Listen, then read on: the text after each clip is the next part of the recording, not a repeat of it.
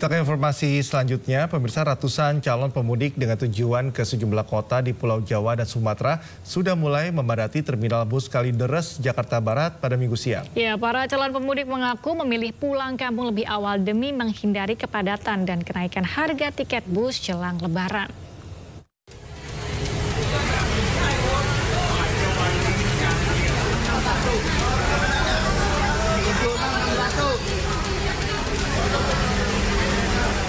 Masyarakat yang hendak pulang kampung ke sejumlah kota di Pulau Sumatera dan Jawa ini tampak mulai berdatangan ke Terminal Bus Kalideres, Jakarta Barat.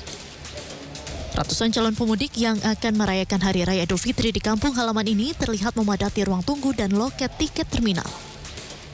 Para calon pemudik mengaku memilih pulang kampung lebih dahulu demi menghindari kepadatan lalu lintas dan kenaikan harga tiket bus. Karena biar nggak terlalu rame di kapalnya juga, di jalannya juga, di bisnya juga. Iya, biar lamaan di kampung gitu. Terus di jalan juga belum rame. Kalau udah H-5 gitu kan, udah tusla juga naik dia. Sementara itu, pihak pengurus perusahaan otobus di Terminal Kalideres mengungkapkan lakukan persiapan, terutama kelengkapan fasilitas bus dan menambah armada bus jika pada H-3 Lebaran mendatang terjadi lonjakan calon pemudik.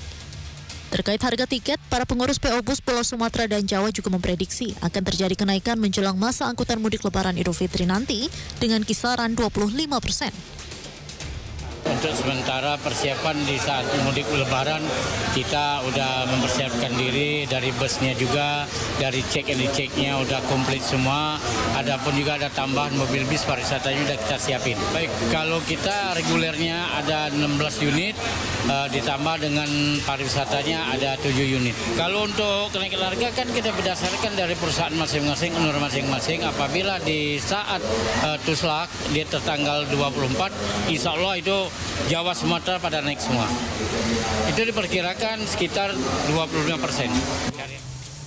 Pihak pengelola Terminal Bus Kalideres sendiri akan mendirikan posko keamanan terpadu, kesehatan, hingga posko pengecekan kelaikan armada bus dalam menghadapi angkutan mudik Lebaran Idul Fitri 2025. Dari Jakarta, Miftahul Gani, iNews melaporkan.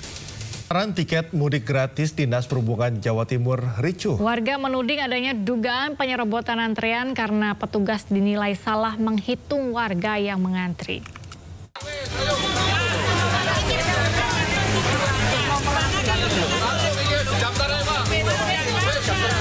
Sejumlah warga Surabaya sudah mengantri untuk mendapatkan nomor antrian tiket mudik gratis protes kepada petugas Dinas Perhubungan Jawa Timur.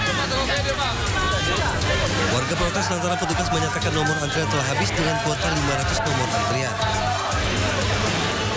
Beberapa warga menuding adanya dugaan penyerobotan antrian karena petugas dinilai salah menghitung warga yang mengantri hingga nomor ke-500.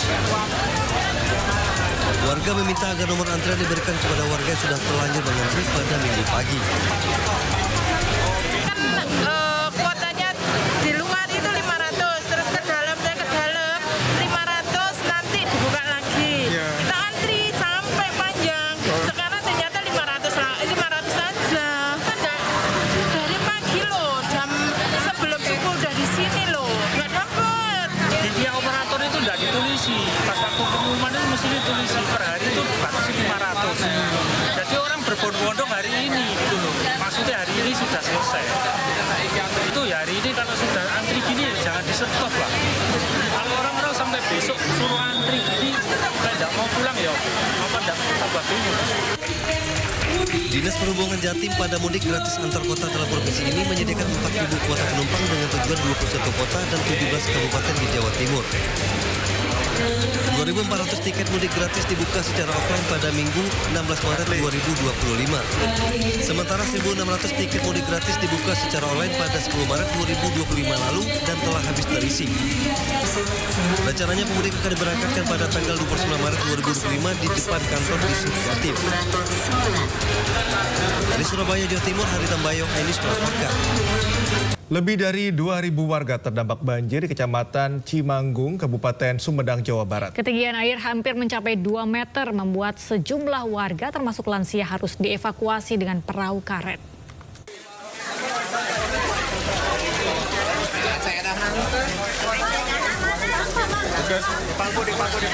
Kesehatan.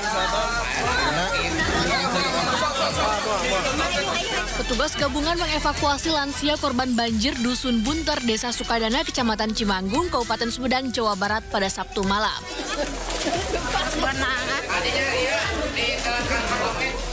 Selain sang nenek, ada puluhan warga yang turut dievakuasi petugas.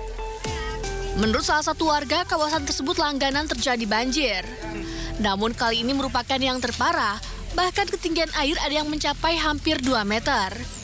Sementara itu banyak pula warga yang masih memilih bertahan di lantai 2 rumahnya meski tanpa penerangan.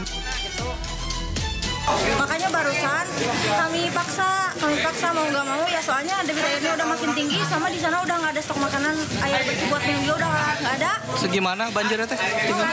Penting. Kalau nggak salah tadi itu ada ya 1,8. Oh, hampir 2 meter ya? 2 meter ya. Pihak Pemkab Sumedang mendata sebanyak 260 kepala keluarga dan 2.000 jiwa di 4 desa Kecamatan Cimanggung, Sumedang terdampak banjir. Air minum aman, Nak? Desa Cianjong dan Desa Sukadana menjadi lokasi terparah dengan ketinggian air hingga 177 cm. Ini masih sedang proses evakuasi, ada beberapa kecil lagi dan lansia yang harus kita evakuasi. Total berapa kak? Kemarin hampir 2.000 jiwa kita itu 2 desa. 263 kakak. 263 kakak. Dengan kurang lebih hampir 2.000 jiwa total dari 4 desa. Pemkab Sumedang berencana menetapkan status tanggap darurat bencana banjir Cimanggung. Sementara BPBD menyiapkan sejumlah titik pengungsian dan dapur umum di kantor Kecamatan Cimanggung. Dari Sumedang, Jawa Barat, Ben Heva, iNews melaporkan. Banjir akibat luapan Sungai Citarum membuat jalan penghubung kota dan kabupaten di kawasan Dayakolot, Kabupaten Badung terendam banjir hingga mencapai kedalaman 70 cm.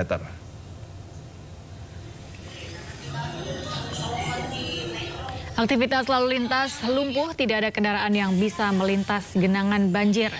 Banjir kali ini merupakan banjir terbesar dari banjir sebelumnya yang merendam Dayakolot, Kabupaten Bandung. Akibatnya kendaraan roda 2 dan roda 4 tidak bisa melintasi jalur ini. Arus lalu lintas terpaksa diputarkan melalui Bale Endah agar pengguna jalan terhindar dari banjir.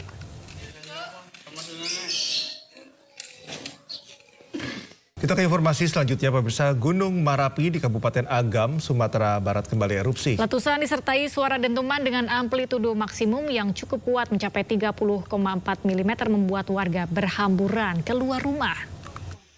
Angke balik. Abuna biko nang kano.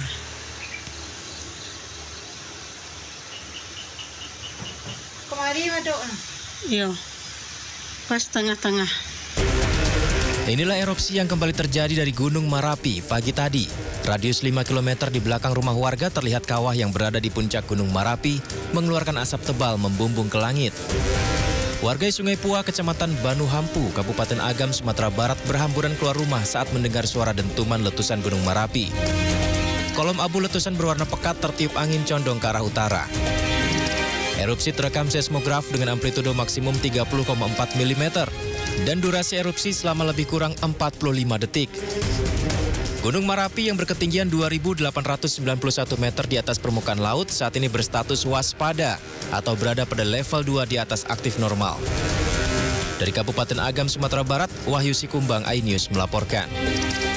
Warga remaja korban penganiayaan histeris dan jatuh pingsan saat polisi membongkar makam korban. Korban diduga dianiaya oknum polisi usai menonton balap lari di Asahan, Sumatera Utara.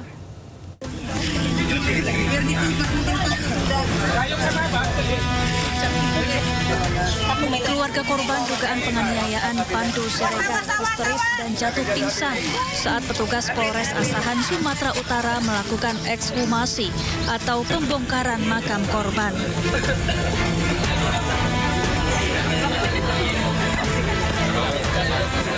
Ekshumasi dilakukan di makam korban tak jauh dari rumah korban di Kabupaten Simalungun. Petugas forensik kemudian akan memeriksa jasad korban untuk mengetahui penyebab pasti kematian korban. Sementara itu, polisi memastikan akan bertindak adil dan transparan terhadap hasil ekshumasi. Ini kita sudah melaksanakan kegiatan ekshumasi dan melakukan otopsi terhadap jenazah almarhum Pandu. Tujuan kita adalah membuat terang bagaimana kasus ini, apa penyebab kematiannya, dan saat ini masih berproses. Dokter forensik saat ini masih melakukan otopsi di lokasi tempat kuburan. Mohon doanya semoga hasilnya segera bisa kita rilis dan kita pastikan apa penyebab kematiannya berdasarkan ilmu program forensik yang sudah dilakukan pada saat ini.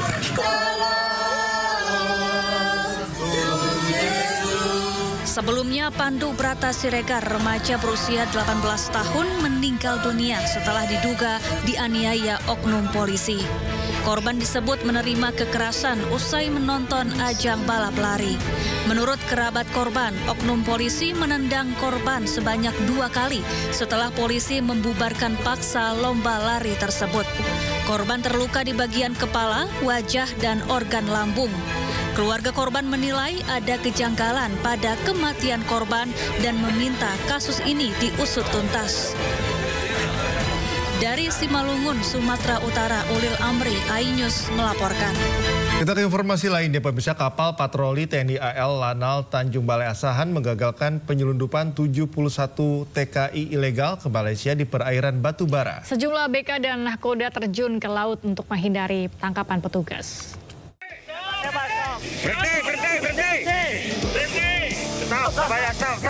Stop. Jangan kau. Angkatan laut ini, nggak apa-apa. Udah, tenang aja. Santai. Inilah detik-detik saat kapal patroli milik TNI Angkatan Laut dari Lanal Tanjung Balai Asahan mengejar kapal yang mengangkut sebanyak 71 orang pekerja migran ilegal di perairan Batubara, Sumatera Utara. Kapal motor terus berjalan tak mau berhenti karena nahkoda dan ABK terjun ke laut saat akan ditangkap. Beruntung petugas akhirnya berhasil menghentikan kapal dan memeriksa seluruh penumpang kapal. Diketahui kapal dengan penumpang pekerja migran berlayar menuju ke Malaysia. Usai diamankan, ke-71 pekerja migran ilegal dan 6 orang anak dibawa ke Mako Lanal Tanjung Balai dan akan diserahkan ke kantor imigrasi Tanjung Balai Asahan. Dari Asahan, Sumatera Utara, Ulil Amri, iNews melaporkan.